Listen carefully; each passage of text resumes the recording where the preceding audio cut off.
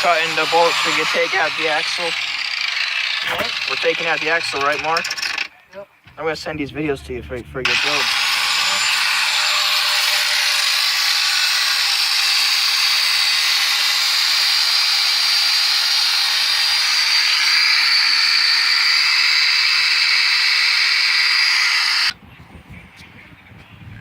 So it's almost cut, but now we have to turn it and cut it again on the other side. All right. You think after that it's gonna drop the axle?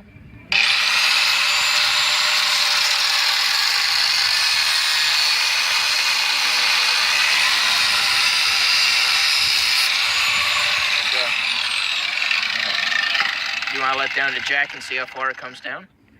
Yeah. Or should we take the control arms off in the front first?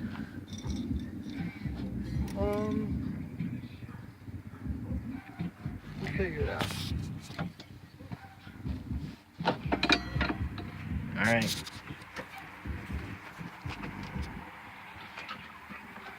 You want me to hold it up there? Okay. Yeah, I got it.